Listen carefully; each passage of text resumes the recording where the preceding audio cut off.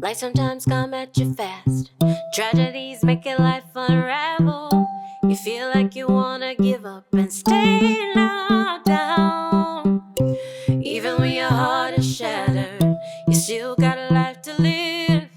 You still got a life to live, so don't give up. We are beautiful miracles. We are beautiful miracles. We are beautiful miracles, so don't give up. Hello, everyone, and thank you for joining me today on my podcast, Beautiful Tragedy. If you like what you're hearing, would you please like, comment, share, and subscribe? And today I am joined by a very special lady by the name of Mina Hartwell. And really, today is the first time we actually met in person, but I feel like I've known you for longer. Yes. I was introduced to you, probably 4 years ago, probably. Easily. I know it was before Jackson Easily. died. Mm-hmm. And I was very, very influenced by your story, which I know so many people are. And so for me to have you here talking is amazing because you're certainly someone who has influenced my journey with being so open and honest and raw and not painting a picture like it's easy or you're having a good time. Yeah. So, your story is another one of those stories that knocks the wind out of people. It's true. So let's just get right into it. So thank you for being here. Well, thank you for inviting me. Yes. I think talking about grief is super important, and I don't think our culture does it enough. No. So tell me about your family.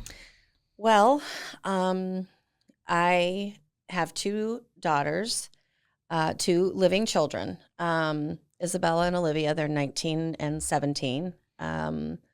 They are amazing children considering the trauma that they have been through. As a parent, you have to remember that your trauma is also their trauma. And you know better than most. And with the loss of my husband and the way he died of suicide, it enhances your fear, your natural fear that something might happen to your child, but it even enhances that paranoia.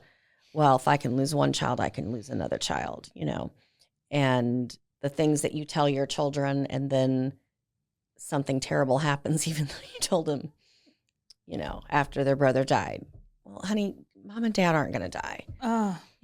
2 years later. Right. We want to give them that. We want to give them those answers because we want to make them feel better.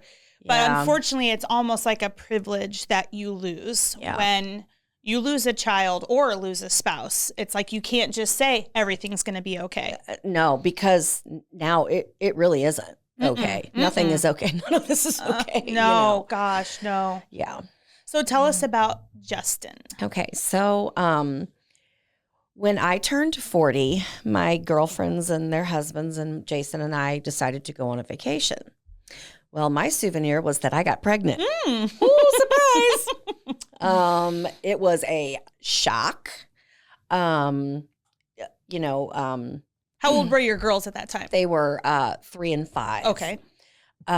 So we told them right away. I mean, we couldn't believe it. And, as I got bigger, and it was like an after school special, 41 and pregnant, we just couldn't believe it, Right.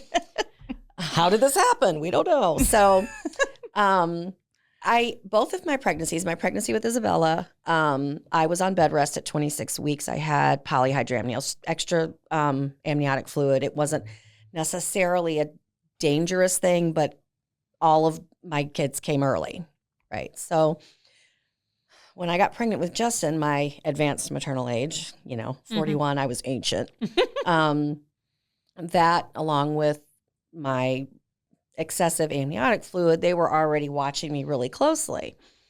So my pregnancy was lovely. I mean, it was completely uneventful. It was great. But at about 30 weeks, I started to have some contractions, and they were concerned that I might deliver him early. But let me back up just 1 second. We weren't going to find out what we were having. But the woman who has done every single ultrasound of every child I've had, she didn't really slip up.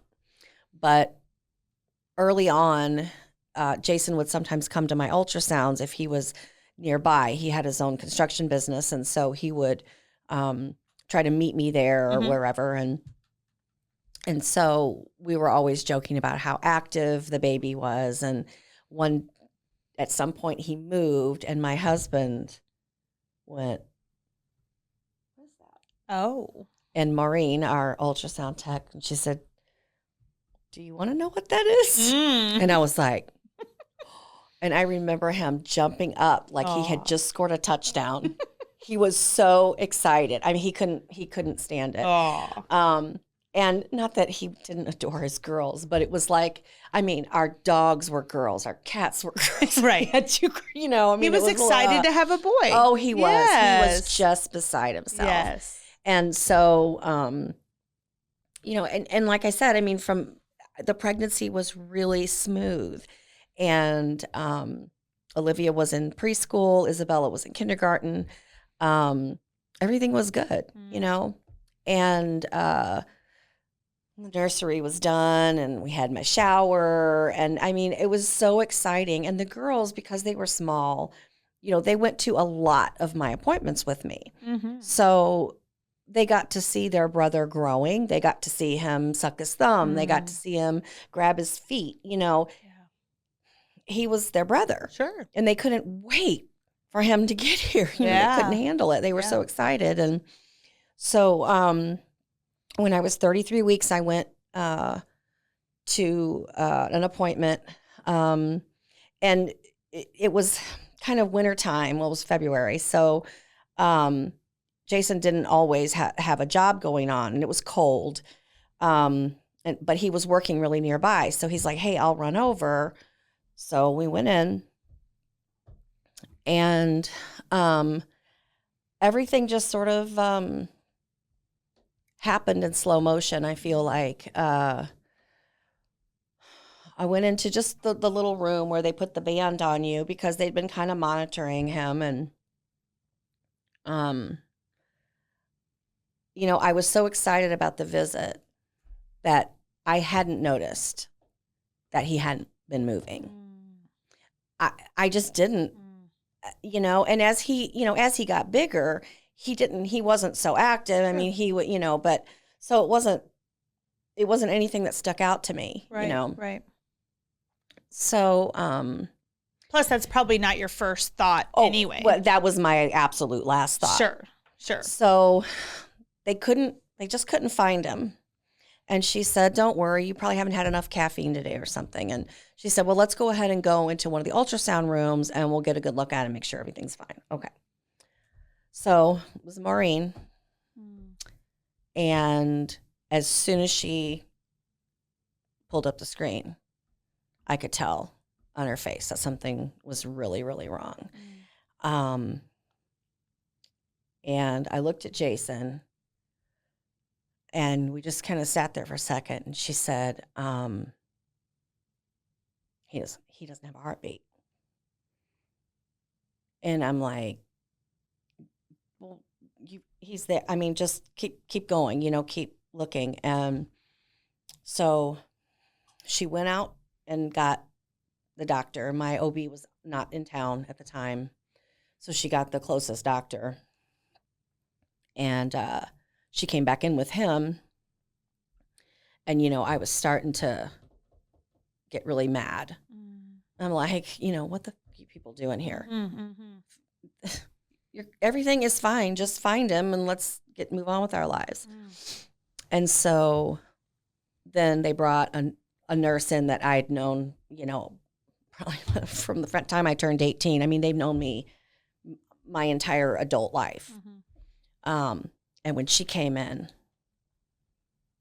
and they, you know, sat down with me and said, "We don't know what's occurred here, but the baby has passed. He's not viable. He's not living. And I'm like, after that, I know that I screamed and I yelled and I'm pretty sure I threw up. And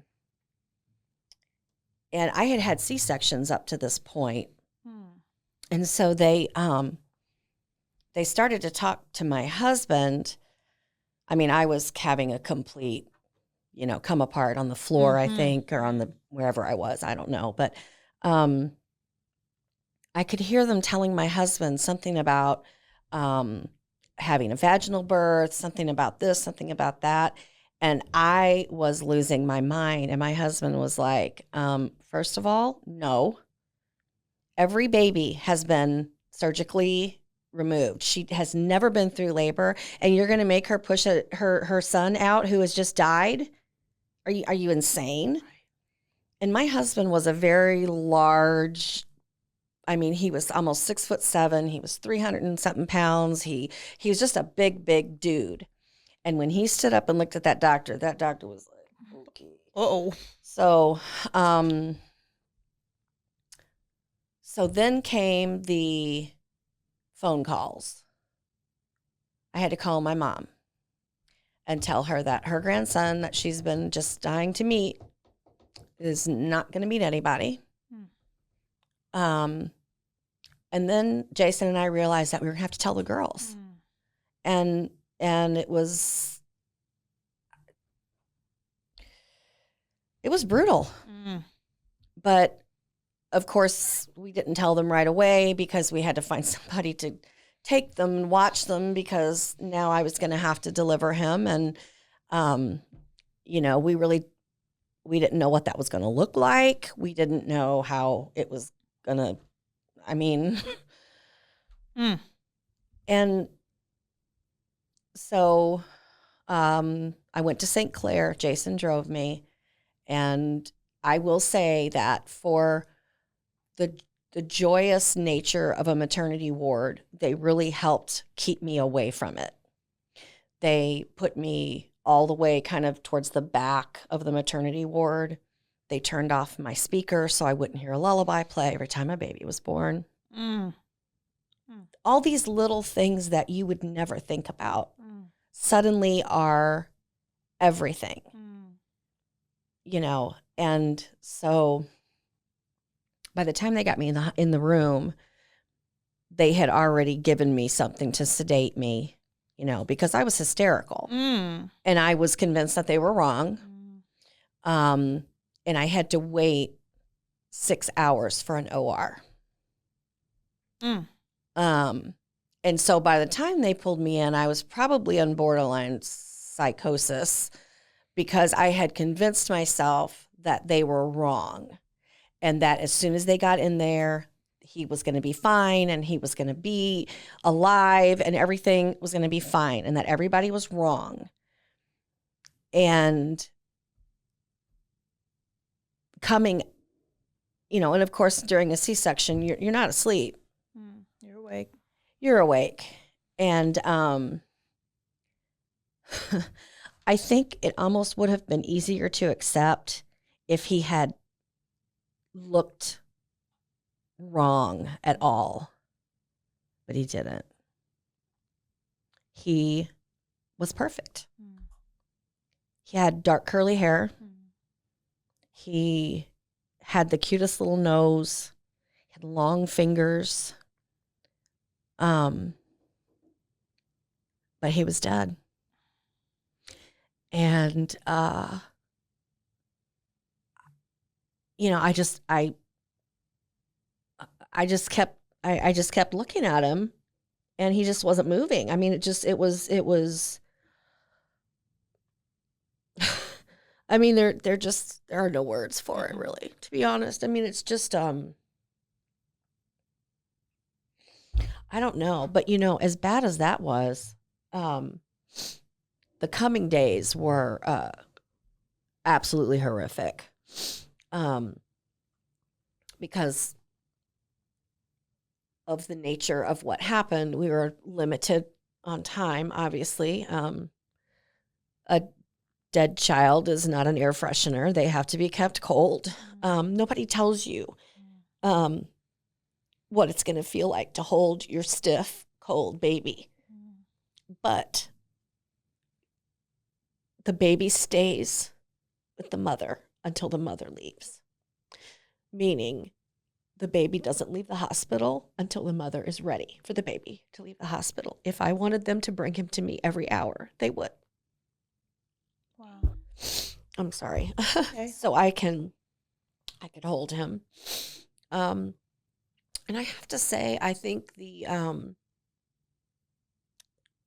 Justin's death was the beginning of the end of my relationship with my mother-in-law, my husband's mom. She didn't like the way I handled my son's death. She didn't think that I should, her words, expose my children to something so scary and sad, to which I responded, life is scary and sad, and this is their reality. And what am I supposed to do? They've been waiting for their brother. Just come home and say, oh, he's not coming home. No. People die. Animals die. Grandmas die. Death is part of life. Yeah. And sheltering kids from it is, I think, a mistake. Because while they may not be able to grasp the massive life and death existential, concepts of the world, they can understand.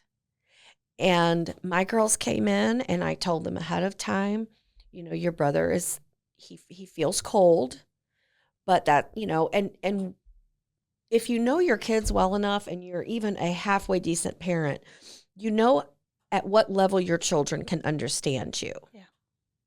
And so, and sometimes I feel like Justin's death was preparing me and them for the eventual death of their father. And, so, I mean, that's how he came into the world. And I remember after the service and when he was buried, he is no longer buried now. I had him removed and cremated because I felt very detached from him. I understand that. And going to a place called Babyland is not a place that I want my child to be. And it's not a place I want to go because every time I go there, there are more headstones and there are more babies in Babyland. It's absolutely horrific. And it was about 5 years. And people, I'm sure, had opinions like they always do. But back to my children, my mother-in-law was very unhappy because she didn't want to have to deal with it. So, well, that's easier. Well, of course, but I remember this so profoundly. Coming out of the funeral home. Because, that's kind of like it. That's it. And I remember coming outside and just looking at everybody living their life. Like my world had just come to a screeching halt. And everybody was getting gas and driving their car and going to work. And I just wanted to just scream, don't you know? Don't you know that my son is dead and I am never going to I have 9 pictures of my son. And I just wanted to scream, what the fuck is wrong with you people? Don't you understand that my world doesn't turn anymore? And so, and I think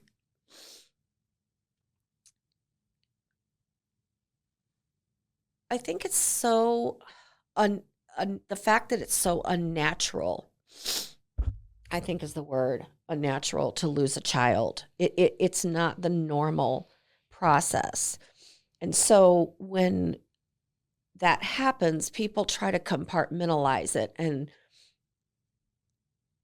I remember a friend of mine, someone I really, really respect and worked with for many years. She lost her daughter at 18 in a car crash. And that was her only child. Mm. And ironically, we were at a fundraiser for another coworker who was dying of cancer. We were having a fundraiser for her. And I remember my friend said to me, you know, at first I thought our losses were different. But I have pictures of Emily for 18 years. And the loss of dreams and hopes and all of the things you want for your children, they're gone. It's just, and she said, I understand that it's just as great a loss as Emily's loss. It's just as great a loss as Jackson. Loss is loss, and people will always come up to me and say, now I know my situation isn't as bad as yours, and mine's pretty bad.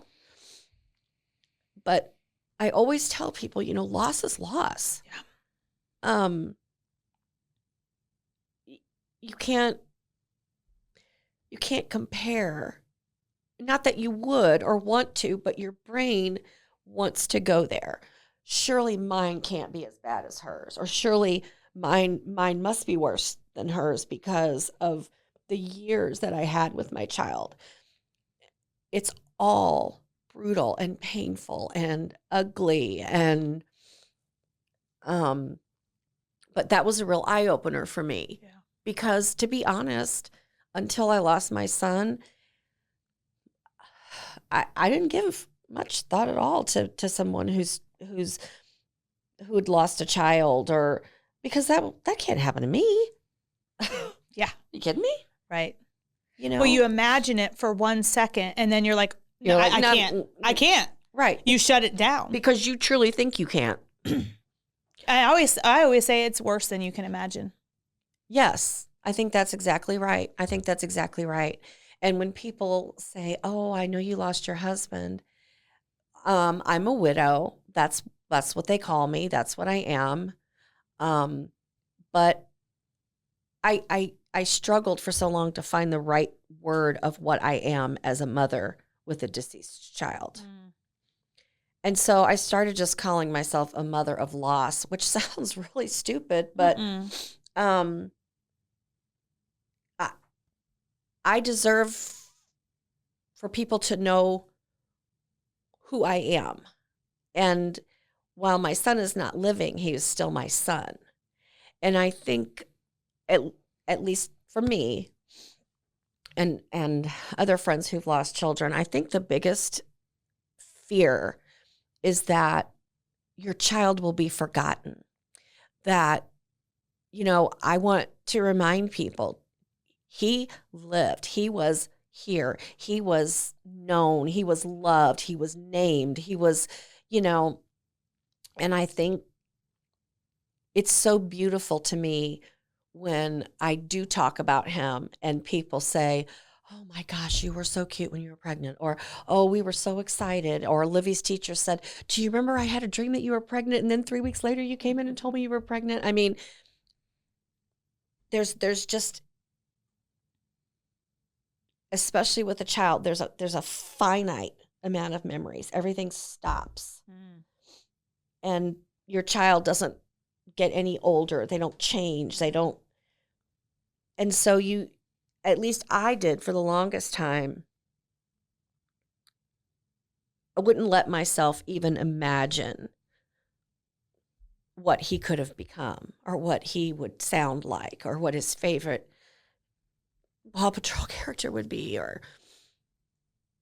And each time, the girls hit a milestone, I thought I always have these fantasies about, he would follow in his sister's footsteps and wrestle, or maybe he'd play the saxophone, or maybe so many opportunities and dreams and desires gone. And I just, People just can't really understand the No. gravity and the level, because everything you do is tinged with what it would be like if he was here. Right. And then they're just frozen in time. Mhm. I see Jackson's classmates who are 10 going into 5th grade. Yeah. And to me, he's not 10. He's 7. He's still 7.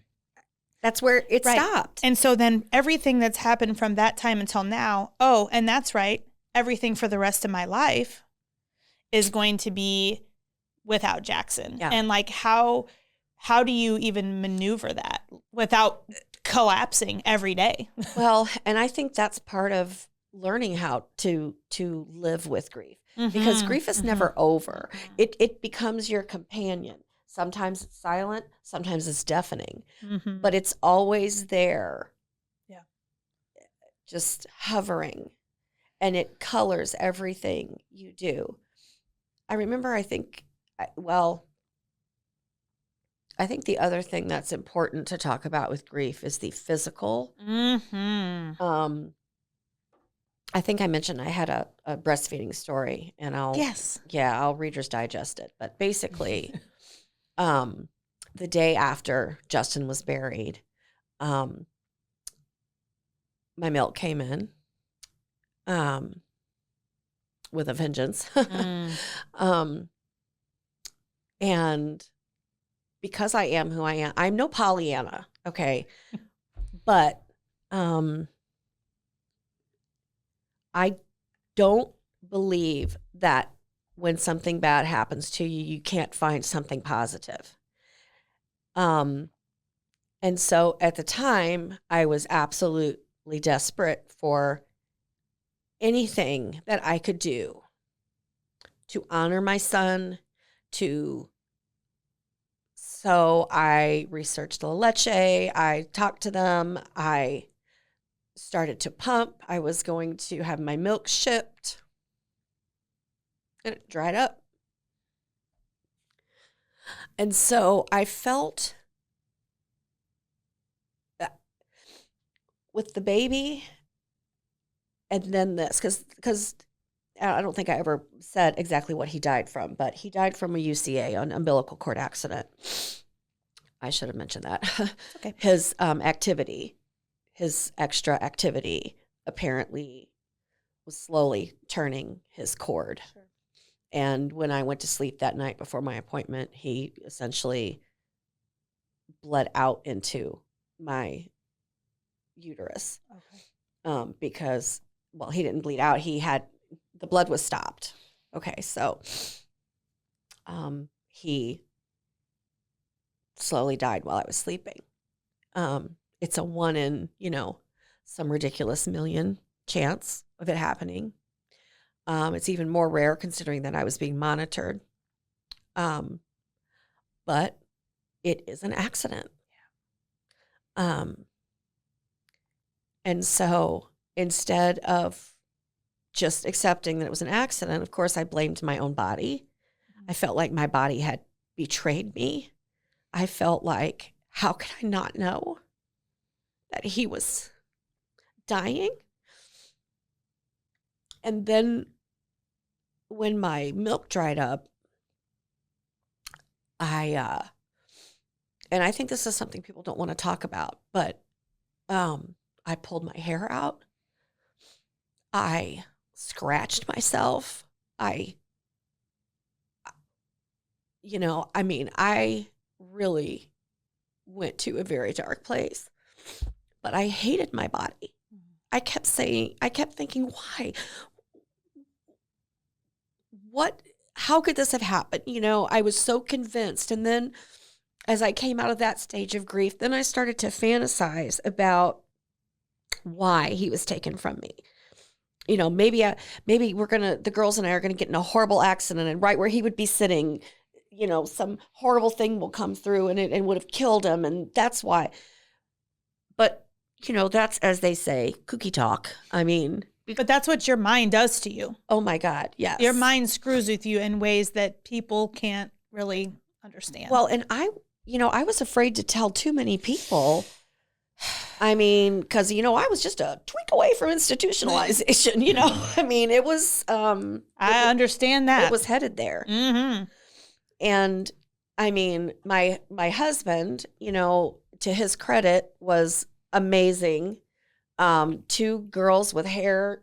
My kids are hair farmers. They just grow hair like people grow crops. But anyway, he had to figure out how to put them in ponytails. And, because I was upstairs in the bedroom with the door locked, hurting myself. I mean, I remember my mom coming into my room when I was trying to pump and I was drying up, and I knew it.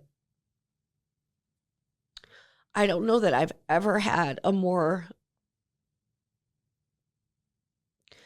beautifully horrible conversation with my mom. I'm sitting there in all my glory with the pumps on, and I'm crying and because nothing's hardly coming out. And I remember my mom walked in and she just saw me, and I think the look on her face was so heartbreaking to me because she knew there was literally nothing that she could do for me. And that I just had to,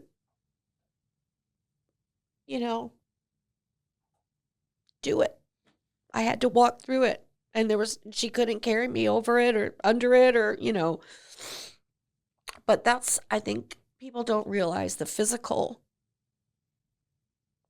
things that grief does to you and your body and your mind. And you think you are losing it. Mm-hmm.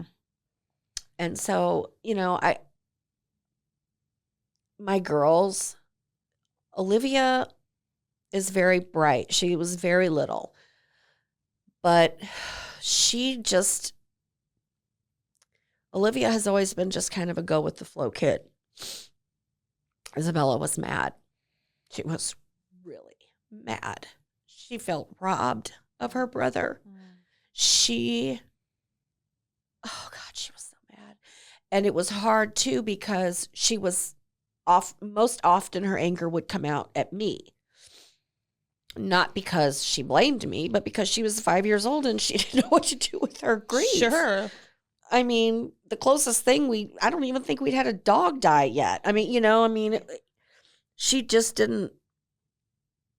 She's just like, this isn't fair. I just want my brother. And so when I would have to walk away because I was either, vomiting or sobbing or,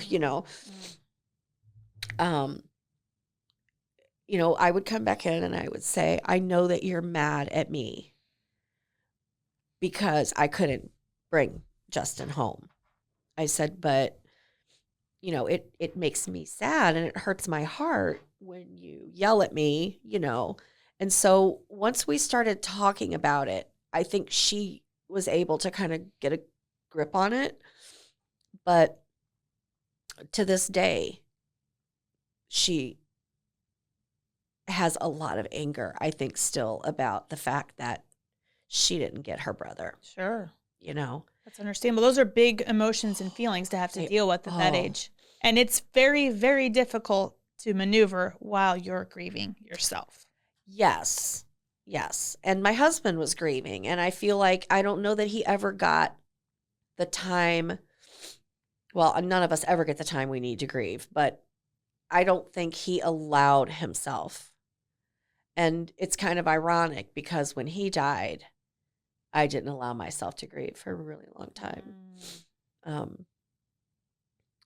I suppose that's a segue into my next tragedy. I almost feel like we might need to do 2 episodes because it's so much. It is, it is a lot. It is. But I think your story is one that needs to be heard and told because, you're still here. Yeah. Fighting through and like clawing your way through. Sometimes, yeah. Yeah. But I was when we first got here and we were laughing, it just was such a reminder that we can laugh again. It is okay. It is okay. I fought that for a long time. I fought feeling guilty. I did as well. Because I felt everything should be tempered with my grief. How dare I eat a meal? How dare I laugh at a joke? How dare I go out to eat when my child is in the ground? This is life. Once again, my children are still living. My husband is still living. I love them. I want to be a part of their lives. So every day, as you know, you open your eyes and you say, do I want to do the work today? Well, if I want to keep my head above water and a positive relationship with my children and goals and ambitions for my life, then I have to get up and I have to do the work. And I don't want to give up. Some days the work is so hard. And it's hard too because I have RA, likely caused by the death of my son, and surgery on the same day. It's a whole thing. But when you stop doing the work, everything else, it loses its flavor. Everything is black and white. Everything is tasteless. Everything is gray if you don't make the choice to see that you can live without your child, but you have to find creative ways to do it. And sometimes that means staying in bed and eating a dozen donuts. And I mean that's that's for a friend. Not me. But not me, of course. Sometimes it looks like baking 30 dozen cookies. Sometimes it looks like sitting outside on my front porch and judging my neighbors. Whatever. But it is okay. And I think when you have children, young children who experience a massive loss, you have to be okay with laughing because kids laugh and kids are funny and kids want to be jokey and kids don't want to see you cry all the time. However, they need to see you feel. My mother-in-law, again, completely against just, well, all you talk about is the baby. All you talk about is the baby. Well, if you know what, I'll talk about the baby if that's what they want to talk about. Yeah. And I got some wonderful books and some things, but ultimately, it's so funny because the times that they would ask me questions, and I'm sure you've experienced this, are just the most odd. You'll be driving down the road, and I could just look at one of them, and the gears. Oh, just, yeah. Mm-hmm. And they would just, Olivia would, or Isabella would just pop off with some question like, so when you get to heaven, do you get to pick out your own kind of dog that you like? And I was like, well, you know what? I don't know. Yeah. What kind of dog would you pick out? Well, I think I'd pick out a corgi. We all love corgis. Don't ask me why. But even though it seems like a silly conversation, she is working something out in her head. Mm-hmm. She is thinking, now, I bet my brother likes dogs. So when he got up there, do you think he got to pick his own dog out? Because that's where she was going with it. Yeah. And even though it seems like a simple concept or a simple question, it's so much more than that. Yeah. Because she's been thinking about this and has finally narrowed it down to a Mhm. question she wants to ask me. This isn't a sudden process. This is a long journey. And as they've gotten older, they ask different questions. Because they understand more. Yes. Yes.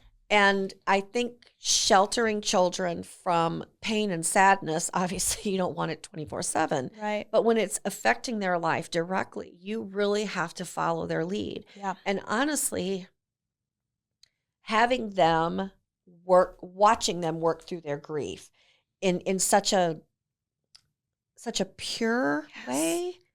You know, there was no burying, there was no not crying, there was no pretending it didn't happen.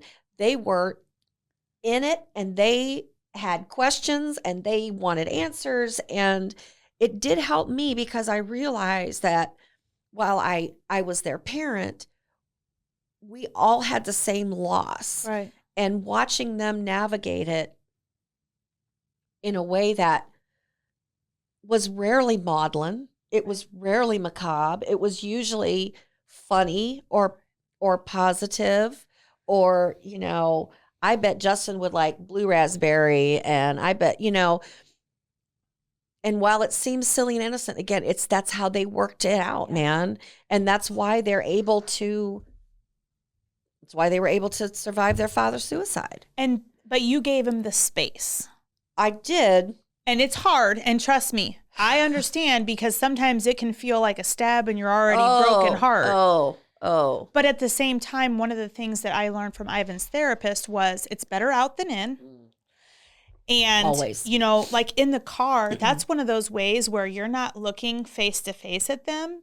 Ivan, whenever he makes a fort, that's another time where he really talks a lot, because I'm not looking straight at him. And he's doing something else. Right.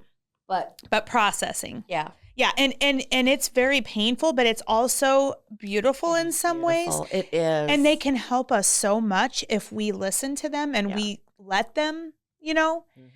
And yeah, I totally get that. And I am right on the same page with you about being honest and open. And because when you stifle that for them, you're teaching them things that are going to stay with them for the rest of their lives. And you're doing their grief a disservice because you're not valuing it, because their grief is just as important and valuable as an adult's grief. Absolutely. Just looks different. Absolutely. And they're not going to sit and cry on the couch for hours and hours. They might, you know, be eating lunch and then say, "Hey, Mom, remember that tube that Jackson had down his throat?"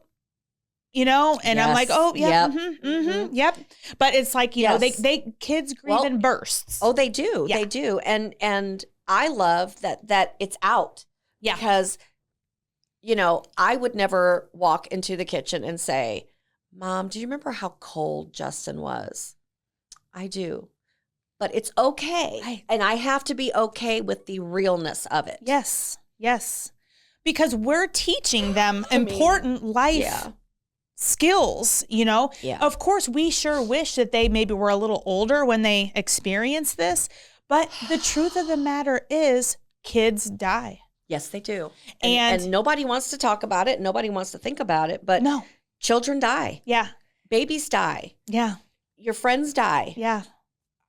I mean, it's I feel like our fear of death as humans clouds us in such a way that we just can't allow ourselves to feel the reality. I mean, some cultures mourn for months, years. And we are supposed to go ahead and put that in a box and go back to work and raise our kids. Sure. And clean our house and do our laundry. When all I really wanted to do was lay on the floor and die. Right. Right. Yeah, You but know, we want to say, hurry up, come on, get out of pain because this is making me uncomfortable. It's making me uncomfortable. That's the biggest part of it. Right. That's the biggest part of it. Well, okay. So I would like, if you're okay with this, to wrap up the discussion about Justin. Absolutely. And we're going to do another episode talking about Jason. I would love that. I would love that. So as I knew this was going to be a very, very, very rich conversation, I want to thank you for that story. So tune in for part 2 of this story. So thank you. Thank you. We are beautiful miracles. We are